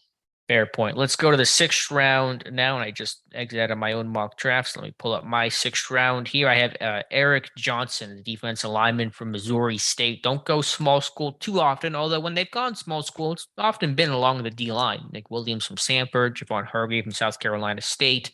Aaron Smith was small school, right? Northern Colorado, and then our Sanford kid, right? Yeah, I mentioned Nick Williams in the 7th round. I think the only one from that class still playing in the NFL, I believe, which is a crazy thought there. So Eric Johnson came in for a pre-draft visit. I thought Tom Meade did a really good write-up on him, his chase and effort of the football, his overall athleticism. He did play at the Senior Bowl, had a decent week down there, so they got to have eyes on him against, Power 5 type competition. And so I wonder if this is a little bit lower than where he's going to go. He's a day 3 guy, where in day 3, it's a little harder to say. But he also, although he was not a combine participant, so he didn't qualify for our study, he checked every single box in what they look for along the D-line, which is exceptionally tough to do given the parameters Pittsburgh likes to draft. Look, and they've said it before. We talked about it way before last year's draft too. There's only certain, what the measurables that the Steelers seemingly like to look for with the body type and all like that. They're not as many these days, and that's why when you see one that kind of fits the parameters, you got to make note of it. And that's why they traded up for Isaiah Loudermilk last year, which was a surprise to us, but there were so few body types like Loudermilk, and Johnson's not that exact body type. He's smaller, sleeker, quicker, but he's got size, he's got length overall. It used to be Pittsburgh would just take the old 4-3 D tackles and just kick him out the end, but the game has changed. Guys have gotten smaller. They're more penetrating types. Those guys go higher in general, so Pittsburgh's not really able to kind of just bump guys down a couple gaps anymore. Right. I went with the other cornerback in Clemson, and I'm sure he'd be thrilled to be known as that. But right. He is really kind of he is a forgotten corner, I think, in this draft class, and for several reasons. I'm talking about Mario Goodrich out of Clemson there. This is a kid that fits from all the length as the Steelers like him long and all like that. Now, he was at the Senior Bowl. That's another key aspect with him. He did not test well at either the Combine and the Pro Day, and I do believe that is related to the rib injury that he has been dealing with. Almost convinced that it is, and because he does not look that slow on the tape. Overall, now look, he's got some challenges on the tape overall, but the Steelers like their long cornerback. And then the other thing was his weight. I think at the Combine he's like 170 something, and I think he purposely dropped weight to see if he can maybe compensate maybe for them ribs hurting or whatnot, because he got back to his pro days back around 190 again. So there's quite a difference between his combine and his pro day weight. But I mean, registered 84 tackles, 5 interceptions, 20 passes defense, and 1 forced fumble for good program in Clemson there. And I think this is, once again, a kid that's going to kind of get lost and shuffled down in this cornerback class. And because of that, I could see the Steelers having some interest in him there if they go corner late, after the 4th round. Was Grady Brown at the Clemson Pro Day? Do you remember? I don't remember. If we I want to say no. For sure. Yeah. I'm just curious. I know the defensive Flores was there, right? Tomlin, Colbert, and Flores. Not that it disqualifies it, of course, but I don't believe Brown was there. Is Goodrich, he's more of an outside corner? Yes. Okay. Yeah, I was worried about the testing with him because I'm looking for guys who are a bit more athletic, but if there was an injury at play. He had a rib issue for sure. Okay. Then that may explain some of that. I think it's a good pick. All right. Let's see. Let's go 7th round here with the 2 7th round picks. The first one, I went running back here, Letty Brown from West Virginia. So I've been kind of alternating running backs in my mock drafts and circle back to Brown, who I believe was in my first mock draft. And again, when I look at a running back for Pittsburgh, I talk about a couple of categories. Do you have size? Are you from the Power 5? And did you handle a pretty heavy workload? And there's only a couple guys that really check those boxes. Brown being one of them, carried the ball 233 times last year, has rushed for 1,000 yards in back-to-back seasons. He's got the size at 6', 215. He can catch the ball. Lane Stewart put Brown through the workout at his West Virginia Pro Day. And so I'm not saying you should be excited about this pick. I would be pretty meh on it in the 7th round, but it fits. I went Jaden Peavy, the defensive. We just talked about those kind of specific kind of body types there, and Jaden Peavy at Texas A&M. We do know that Carl Dunbar was at that Texas A&M Pro Day. Now, obviously, disclosure, DeMarvin Leal probably had his primary focus maybe there, but Peavy is a guy that I think checks a lot of the overall boxes when it comes to size and just the kind of the body type that the Steelers look for there. He was at the NFL PA Bowl, the All-Star Games. So that's another thing there. You listen to this kid in the press conference. He's super likable as well, too. So I think that's another aspect with the hearts and smarts kind of aspect of it there. Once again, and there's no guarantee this team takes a defensive lineman, but I'm betting they do. And if they wait until late, there's not many out there I think that will interest them. I do think Jaden Peavy might. Yeah, I know he played well against the run. I wrote the report on him. He's got size. He's not a great athlete, not a great mover in space. Probably more of a 3-tech interior guy than more of an end, I would say. But there still could be some help along the inside. And, of course, it is just a 7th round pick. Right. So I think it kind of fits where that guy could be on your practice squad, and that would be fine. Maybe he, gets up on your roster next year. With my other 7th round pick, this is the curveball. I'm surprised I haven't gotten more hate for it. I thought this would be the thing that would kind of draw the ire of Steelers Nation, but people seem to be okay with it. I go 2 quarterbacks here. 1st round and 7th round with Chris Oladuncan from South Dakota State. Of course, Pittsburgh at his pro day, brought him in for a pre-draft visit. And it's not unprecedented for teams to take 2 quarterbacks. It's happened a couple times. Of course, probably most famously, RG3 and Kirk Cousins back in 2012. The Colts did it in 2011 with Andrew Luck and Chandler Harnish, who was Mr. Relevant. And Green Bay did so in 2008 with Brian Brahman, 2nd round, and Matt Flynn in the 7th. And so my thought is this. Old Duncan has gained a lot of buzz and interest. He's gone on visits and had workouts and stuff. And so if Pittsburgh wants to guarantee they get him, they need to draft him. They do not pay undrafted free agents very well. And of course, they only have 2 quarterbacks on the roster right now, and they will go into camp with 4. They obviously could add a vet type guy or an undrafted free agent, but they will need to add 2 quarterbacks. And so I think it actually makes sense to go Ola Duncan here to secure him with a draft pick in the 7th round. That certainly would be something, wouldn't it? I mean, for them to end up with 2 quarterbacks in this draft. Yeah, but they're gonna add a 4th guy at some point. Yeah, I mean, absolutely they have to. They will. Yeah. I mean, so and I think if they don't draft him out, I don't think they're gonna get him because he's gonna probably get like a guaranteed base salary type contract from some other team that structures their undrafted deals a lot more favorably to the player. That's true. What's the difference between really at least you guarantee you get the guy, right. And just how important the position is. You want to have a strong 4 in this kind of brave new world. And again, obviously, this is from the unfortunate, death of Dwayne Haskins. If that hadn't happened, then I doubt I would have put another quarterback on here. But that does open up the need. All right, and mine was a slam dunk.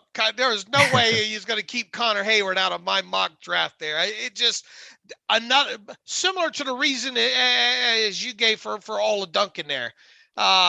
Yeah, he might go undrafted. Yeah, you might could get him via the undrafted process, but why risk it if that's a guy that you want in camp that you think can do kind of some of the things that he can do? I mean, gives you, if he dropped a little bit of weight, maybe he could even be a ball carrier for you on occasion, But fullback, H-back, running back, maybe an occasional end of the line guy, although I wouldn't at his height and weight, I wouldn't want to see him up against those base ends and all like that. But definitely a guy that I think could help you out on special teams and maybe not so much this year. And look, 2022, there's a good chance that might be the last year for Derek Watt with this team. A year of Connor Hayward on the practice squad, and next year he's your guy. Because quite honestly, if this team does draft 7 draft picks, how many of these guys are going to probably make your 53-man roster anyway? I think it'll be a lot more competitive this year than it was last year. barring injury, just given some of the free agency ads and not losing as many pieces as they did in the 2021 offseason. Yeah, I think Hayward makes a lot of sense. You're going to see that in a lot of mock drafts. I would say, though, if that guy did become an undrafted free agent, I think he's more likely to go to Pittsburgh if you offer him a contract, because obviously he wants to go play with Cam. So I think it'd be easier to entice him than it would be, say, Nola Duncan. Okay, fair enough. But I mean, obviously, I think it makes a lot of sense, and I like his game. He's just kind of a gamer. He's just, it's not like he does one thing exceptionally well. He does have good hands, though. Is a good football player. Yeah, look, he's a football player. That's it, plain and simple. And you do a lot of different things with him. And he even took the spot over Devin Tompkins, which really had to hurt. I know you wanted Devin Tompkins there. Yeah, but I mean, if I can't draft Sky Moore because of his size, then I can't draft Devin Tompkins, can I? Well, we can always break our own rules. It's happy little accidents, as Bob Ross would say. Clouds, anyway, lots of little clouds, right? Trees. So those are our mock drafts. Sure to be mostly incorrect, but you never know. I think we're going to hit on. So one of us is bound to hit on something at some point. That's my philosophy. Will one of us hit at least two, even if it's not in the right round? Will one of us hit at least two picks correct? That's my goal, is to get two of these right, really, to be honest with you. Yeah, I got two right last year. I'd love to keep that going. I think you have a better chance than I do. Let me ask you this. If you could change one thing about your mock, and I'm sure there are several things you would change, but if you could change one thing, what would you change? What did you wrestle with the most? Pickens at that second round spot. In the sense of the will he be there, or will they like him enough, or the reception? All of it. Do it. Should I put Sky Moore there to better to improve my odds? And I did struggle with the whole Brisker thing. The thing that upset me the most with the Brisker, look, he's been a captain, and Brisker is obviously in my others considered. He backed out of the Senior Bowl. Why did he back out of the Senior Bowl? It's a good question. I don't know. I don't know if he was hurt. He had the shoulder issue he played through, so I don't know if that was a medical decision where he just wanted to get healthy and be ready for the combine. That's my guess, but I don't know that. I think they really like Brisker. I do, and I think that obviously they like Sky Moore. I could see Sky Moore or Brisker being the second round pick, and then obviously if they went wide receiver there, they wouldn't need one later. But if they went Brisker there, then I could see Danny Gray coming into play, or Bo Melton, later in the draft there, something along those lines. Mike Tomlin did talk about position versatility, especially when it kind of came to those wide receivers today. So that kind of hit home on me with the whole George Pickens thing, because I think he is the guy's likely. I mean, let's face it, Sky Moore is a slot guy, right? For the most part, yes. Pickens is primarily an X, but he did play the Z, and he has a handful of slot snaps as well too. So I think that's a guy that you can move around there. But I think the biggest regret there was trying to make sure I put Pickens in this thing in the second round. In the second round, I would say my biggest, if I could do it over, I would take off Marcus Jones, move Cross to the third round, and put in Daniel Falele in the second round. Okay. Just for hitting, just because they like the size. He would be like a developmental guy for the first year. Pat Meyer at that Minnesota Pro Day, and I would probably just get yelled at a little bit. Yes, a little bit less, and so that's attractive to me. I gotta admit, I never strongly considered any offensive lineman for this thing. Really, not even a tackle. Not even a tackle. Is that just because they brought back Chooks and you got more? Yeah, my gut tells me they just and if they did go that route, maybe it'd be a 6th round guy. Okay. I mean, I don't think a lot of tackles fit, but I think Falele is one guy, because he wouldn't start this year, nor should he start this year. And you had Pat Meyer, because Pat Meyer was only at, as far as I'm aware, 2 pro days. He was at Minnesota and A&M. I don't think they're drafting Kenyon Green, and then that just leaves your Falele. Okay. But that's my mock, and so we'll see what happens come Thursday. And once again, this is us trying to connect as many dots as possible with this thing. It's not so much what we would do. Now, there are a lot of players I made sure to include. I think a lot of the players that I like in the others considered type category. I mean, there's not many in there that there's not many outside that I like that was not included in the others considered. Let me rephrase that. I mean, I got guys like I love that Pierre Strong kid, and I'm me and running backs, but Pierre Strong, I think that guy's going to be I really think that guy's going to be a star in the NFL. You had to be happy with our mock last night, getting Strong in the 4th round. Another guy that I don't think we talk enough about, Alex, is that Damari Mathis out of Pitt. You're right. It's a good point. For some reason, every time I keep going through this and I spent, a couple games looking at his stuff and all like that. I just got a funny feeling they like him and think that maybe he could potentially be that slot, maybe potential player. And I don't think we maybe talked. He's one of those players I don't think we maybe talked enough about in this process that wouldn't, that could wind up being picked and us having to explain why we did talk about him a lot, Yeah, it's a good point. And I said a couple weeks ago he'd be a later day 3 pick. I think I was wrong about that. I forgot how well he tested. And so I don't know exactly where he's going to go, but I think 3rd or 4th round. Yeah. I think 3rd or 4th round.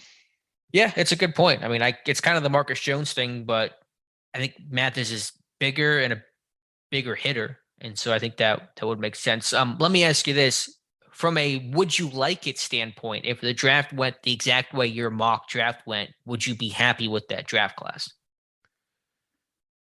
I mean, I think I would with these first 3 picks if it went exactly that way. Really the first 4, because the further I got into, I haven't spent a lot of time on Coastal Carolina tape, but I do have the Shrine Bowl drills and all like that with Gunter and going back through those again. Look, I think you can have 3 guys. I mean, the quarterback position's a crapshoot. I mean, I would not bet my house either way with any of these quarterbacks. I think we've made that abundantly clear throughout this thing. But on the flip side, I've thought all along that, man, if they get one, I'm most intrigued by maybe what Malik Willis can do. So from an intrigue standpoint, I will be most intrigued by if they are able to land Malik Willis. So take that for whatever it is. Pickens, I like Pickens' upside. Me and guys that can get down the field and I think he can stretch the field. I think he can work out the X and all that. And I think Nick Cross, I mean, he's young, man. He is young. He hadn't even scratched the surface yet. Right. And as good as he is at his age right now, and as athletic as he is, I think he's got some ceiling to go on him once he learns the game and doesn't get fooled as much and understands more what he's doing there. So I guess it's a long answer for saying I don't think I'd be mad if it landed just like I had these first 3 or 4 picks. Okay. If the draft turned out the way that I have it in my mock draft, I would borderline hate how it turned out with Ritter. And I'm not a big. You like Cross though? I like Cross, yeah. Marcus Jones, I'd be pretty lukewarm on. Justin Ross is giving me like Justin Brown vibes, which doesn't make me feel too good. And the rest of it is Ola Duncan. I'd hate a quarterback in the 7th round. So I actually would love for my mock draft to be wrong on a personal level. I mean, who is the guy that could be on the board, non-quarterback, and we already did this exercise the other day, that would make you feel super good at 20th overall? I think it's Lewis Seen. I think it stops there. Now I do think Nakobe Dean, that would be quite interesting to see what he could do at that weight. If he could able to make the kind of plays that he played. Obviously Davis should somehow should he fall Hamilton. Or yeah. But as far as realistic guys that non-quarterback that you'd really be excited about, that the Steelers were at the pro day and all, like, I suppose Andrew Booth, but cornerbacks is another position that, man, what do you talk about a quarterback kind of being a crapshoot. There's been some cornerbacks I thought, oh man, surely that kid's going to be, star in the NFL, and those they crap out, Sure, and he's not been able to work out because of some injuries as well. I would probably say Lewisine as like the cleanest fit, I would but too. you do wonder. It's unlikely to become like a home run pick, or like that is a top pick of the draft. Looking back 3, 4, 5 years from now, like I think he'd be a better version of Edmunds, but a similar cut from a similar cloth. I mean, is there anybody else who we're missing? I mean, obviously we did once again, we did the exercise the other day, a guy that realistically could be there at 20, non-quarterback that has you. Oh man, they nailed this. I think Dax will be a really good talent and value. There's a little bit of question about the fit because is he really a strong safety? But I think you can do a lot with him that would have me excited. But yeah, I don't know if there really is that one guy I'm jumping up and down to go get in this draft, which is unusual even for picking later in a draft. Now look, I'm my Tompkins kid. I'm going to be real interested to see how that plays out because I am prejudiced against the size of him, but yeah, I cannot stop watching his tape. Pierre Strong is another one. I really think that kid's going to potentially have a future. Brisker, I think Brisker's tape's not bad overall. Who are some of the edges? Boye Maffei's got some nice tape as an edge, really does. He could turn out to be one of the better edge defenders in this class. Jahan Dotson out of Penn State, he might be the quintessential slot. Yeah, that'd be a good one. In this group after the dust all settles with him. Who else? I mean, the Wisconsin kid, Leo. Right, Leo Chenal. I mean, I would love Arnold Ebiketie. I'm a big Ebiketie fan. Not that it's a pressing need, but just from a talent standpoint, I think he's a great player. Right. We talked about Damari Mathis. Really intrigues me.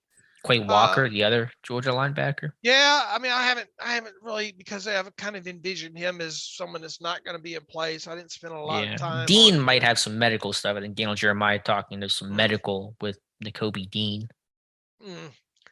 Really, there's not a lot of guys in this class. I mean, I have my one and two, and you obviously released your video the other day. Why don't you quickly run down the people in your guys' video? Yeah, I get asked a lot who are like my draft crushes, my draft dudes this year, and I have a list of names. You can check out the video on Steelers Depot, but some of them were a couple of the safeties, Jalen Petre, Joey Blunt, who we should mention him maybe as a safety candidate, 4th, 5th round, but not 5th round, 5th round pick, but in that area. Kirby Joseph was a rangy free safety. Jahan Dotson, Ebiketie were on that list. Matt Corral was on that list as well. I think that's the bulk of it. So I love a lot of the Penn State guys this year. I think there's a lot of talent there, as there usually is in Happy Valley. Right, absolutely. So anything else here, Dave? I think that sums it up well. We'll have some more mock drafts on the site Tuesday. Scott Pavel will have his final full big board. We got some mock drafts from Tyler Wise, Andrew Shaver coming up as well. I posted my last what they look for study Tuesday morning at the inside linebacker position. And did you do tackles? Did I miss tackles? I didn't have enough data, I don't think, to do tackles. I want to say only had 7, like usually have 8. I forget what the whole rationale was. So I did not do that, but I did look at potentially doing that. Okay. But yeah, I think what tackles could they take? Faalele, I think, makes the most sense of almost anybody. Maybe a Rasheed Walker. I'm just talking like throughout the entire draft that they could potentially take. I did not spend a lot of time on the tackle class. I wonder if it's going to be Faalele in the second. Maybe I'm just keep saying that to try to hedge, which is kind of my go-to this time of year, but it really does seem to fit. Okay. Anyway, so I think that's going to probably wrap things up today, Dave, unless anything else you would like to add. And of course, we'll get to some reader emails if you would like to close out today's show. Yeah, real quick here. Todd Gensler writes in, hello, fellas. Best podcast hands down for the draft. Your breakdowns of what the team is doing based on where Colbert and Tomlin are. Clearly the front runner on all accounts. Thank you, Todd. He says, I honestly think Tuitt is done. I don't see him making it back when it's this late. That being said, will they / should they address what was a porous defensive front early in the draft? If Willis is there and also Davis, who do you select if you're the GM? thank goodness the draft is Thursday. He says he's so tired of all the speculation. He says your take on players other than quarterback last week was perfect and much appreciated. We thought everybody probably needed a little break from hour and a half of quarterback talk there. Look, I mean, it'd be hard to turn down Davis even if Willis is there. I have what do? Do you trade back there or what? They're not a team that normally trades back anyway. I think, we've shown that in the post I wrote the other day, historically there. But boy, Davis sure would be hard to turn down if he's there at 20. I'll tell you that. And Todd, obviously Alex and I had the Tuitt discussion earlier in the show. Yeah, not much more to add there. Davis, the guys that could fall, Jordan Davis, Kyle Hamilton would be the really interesting names if they'd slipped. Did they enter that conversation? I think they would. Would they be the pick? If Kyle Hamilton falls, man, I don't know. Unless Malik Willis is there, I don't know how you pass on Kyle Hamilton. I don't know if Hamilton's as much of a slam dunk as Davis would be. I mean, it'd be easier for me to pull the hammer on Davis than it would be Hamilton, to be honest with you. In terms of them falling and being there, or to actually desire to take them? Yeah, if one of the two, if each of the ones were there in different scenarios, I would much easier pull the trigger on Davis than I would Hamilton over Willis. Man, I don't know if I would. I mean, I love Jordan Davis, but just from a snap count perspective, from a versatility perspective, from a talent perspective, I don't know. I think Hamilton's like one of the top prospects in this class, even with that slow 40 time. Can't miss. I mean, it's as close as can't miss in this class, honestly.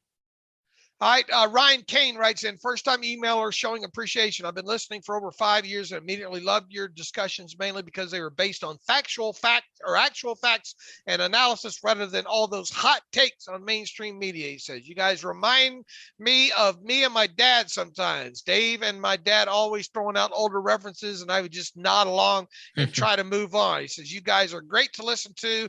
And I hope Dave is around as long as possible because you crack me up on long drives to work. He says, quick note on the Steelers, I'll be sitting back enjoying the draft with plenty of options we have at 20. He says, I would just trust the Steelers have a good plan in place and whoever we come out with. Thanks and God bless, Ryan Kane says. Thank you for the email, Ryan. Thank you, Ryan.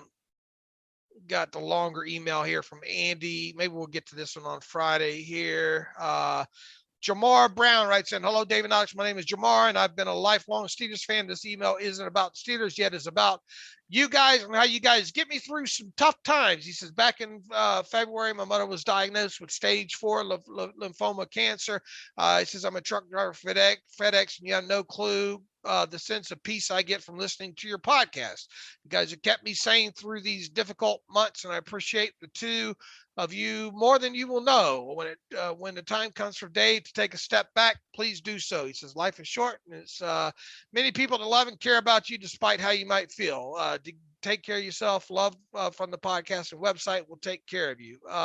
Once again, thanks, and let's go Steelers. So thank you for the nice email, Jamar Brown. And look, what this whole thing is, the site and everything, we just try to provide as much great information and factual information as we can. And the podcast has always been just a couple guys, talking about the Steelers. And we'd like to think that nobody does it, as good as me and Alex do. I mean, we've had some great discussions, I think, once again, throughout this pre-draft process. And obviously we appreciate, glad we can maybe get your mind off some things and the health of your mother and all like that. Yeah. Thank you, Jamar. That one means a lot. Really touched by that message, and certainly thoughts and prayers with your mother. Hope for the best, man. Absolutely. Brian Tolini, happy draft week, Dave and AK. Much like running back and center last year, wide receiver and safety seem to be the most non-quarterback positions of need for us this year. With that being said, pick the best combo among these players that I chose as being the most realistic targets. Okay, he's got A, Lewis Seen and Justin Ross. B, Jaquan Brisker and Danny Gray. C, Nick Cross and Sky Moore, or D, Joey Blunt and George Pickens. Interesting grouping. That's really interesting. What was the second one? It was the second one. The first one was Lewis Cine and Justin Ross, Brisker and Danny Gray, Nick Cross and Sky Moore was the third one. These are all, I think, very feasible, and that's, I think, the intent of the question. I will lean Cross and Sky Moore. I will too, because I think that is the most intriguing, trying to think ahead in multiple years. Sky Moore's great after the catch. Sky Moore's good out, and this team could use a good slot right now, right? Mm-hmm. If Sky Moore is 5'10", I think he'd be in both of our mock drafts. Probably, yep. And should we judge that inch as harshly as we are? And look, I had Brisker and Gray in my first mock draft, so mine would be between B and C for sure. It's a great question, though, and I don't think there's a wrong answer there. Right. Let's see here. Andrew Ellis. Good morning, gentlemen. I have seen the Steelers add to just about every position on the field except running back and tight end. What's a possibility that they take one of each in this draft? I feel like it'll be one quarterback. He's ranking them position-wise. Quarterback, strong safety, linebacker. I'm assuming inside linebacker he has here because he did not designate inside or outside. Maybe he's just clumping them all together there. Wide receiver, then running back, and then tight end. With the thought that 3 through 6 could fall in any way, what do you think is going to be the positions taken in this draft? And what order do you believe the Steelers will have those picks in? Oh, Lord. I mean, Ellis, Andrew, I mean, obviously, Alex and I both think a quarterback's probably going to go in the first round. I think we both have a strong sense that a safety will go in either the second or third round. A wide receiver, probably, I think both of us would, where'd you have the wide receiver going? Fourth round. Although Ross's stock is, I think you had him in the 7th round and the others consider, like, I don't know where Justin Ross is going to go. There was so much murkiness there. And look, once you get past those first 3 or 4 rounds, I mean, that's where it could go in 8 different directions. Will they draft a running back? Will they not draft a running back? Will they draft a defensive lineman? Will they not draft a defensive lineman? What do you consider? I don't consider Cameron or Connor Hayward a tight end. Will they go a real traditional tight end? I don't think so. Will they go offensive lineman? Unless they draft one in the 2nd round or 3rd round, like Alex says, I can't see them going that way as well too. So I do have a sense, so it'd be quarterback and then a safety in either the 2nd or 3rd. I'll just tell you that. Yeah, it's really hard to parse that answer out. I don't know if I have a great way to answer that right now, aside from just my own mock draft. Paul Brown says, Dave and Alex, with the classic Colbert signing of Edmunds, does this change their draft strategy in the first round? If the Steelers quarterback, whoever that is, or Jordan Davis or Hamilton isn't there at 20, would this be the year to trade further down in the first? Trying to predict trades is horrible, especially a trade down for the Steelers, because it's just something that they just don't do in the first round, really. He says, another note, just found out my wife and I are having a son. I thought of naming him Trevor to thank him for his win over the Colts, but Alex took the bullet for naming rights on behalf of Steelers Nation. Thank you, Alex. You can name him Alex, Paul. That would be a great name, Alex. Let's see here. What is he saying here about the other? Does it change with does the draft strategy change? It doesn't with alter Edmunds or anything like that. No, I don't think it is either. In other words, if they got down there and Jordan Davis and Hamilton were off the board and they didn't go quarterback, I think Lewis Cine could be the guy.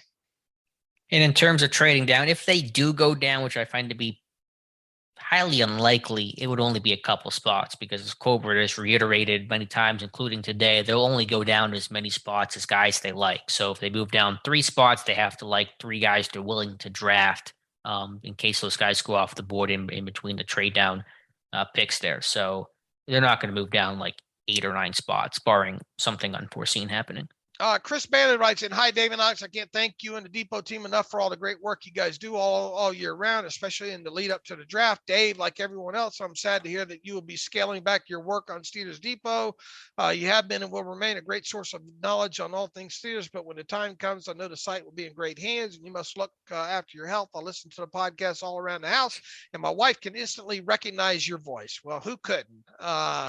Must be like nails on a chalkboard. My question is regarding free agent signings that take place after the comp pick deadline. I know they don't count towards the next draft's comp pick formula, but do they count to the formula for the draft after that? No, they do not. Once you get past, they are free of charge, as you write here, with regard to comp pick formula. So, in other words, once we get past that draft, that first, what is it, Tuesday or something, is when I guess the official week begins there. Any unrestricted free agent signings will not count against any formula next year or the year after. And that's why a couple of teams, that's why I think you might see Tyrann Mathieu and some of these higher price guys might be kind of, that might be the plan when it comes to those guys there. Yeah, that's a good point. Good clarification there. Was there another question in that first part of that, or was that just about the comp? Yeah, I think it's just about I think it's just about the comp there. Yeah. Okay. All right. Good deal. Anything else? I think that's enough. I think we got enough out. Someone asked about Kadarius Toney. Question with the Giants not looking to trade Kadarius Toney, what do you think about what it would take to get him? He's extremely electric with the ball, and I think he could be a great addition to the Steelers offense. I'm very surprised that they want to trade him already since they just drafted him last year, although I have heard he has had some off-field issues. Yeah, Zach, I'd be totally shocked if the Steelers went that route and made a move to trade for a guy like Kadarius Toney. Yeah, it sounds like there's some above the neck issues, and I know it's so soon. Remember, it's a new regime in New York. It's not the Gettleman, group anymore. It's Brian Dable, Joe Sheen, and they have no attachment to Kadarius Toney. So you do see those guys get moved, but that's why it's happening in year 2. All right, with that, we're about the 2-hour mark, so I guess we got a lot in here today. So within that, Alex and I'll be back again on when? Wednesday, right. Yes, so tomorrow for you listening. So you can get those questions in theterriblepodcast@gmail.com. In the meantime, you can follow me on Twitter at Steelers Depot. Follow Alex on Twitter at Alex_Kozora. Follow the show at Terrible Podcast. Email the show, theterriblepodcast@gmail.com. If you like what we do and want to donate to the cause, go to SteelersDepot.com, hit the donate button, upright navigational bar. Also, if you don't want an ad-free version of the site, go to SteelersDepot.com, hit the ad-free button for $25. You can have a version of that for a year on top of it.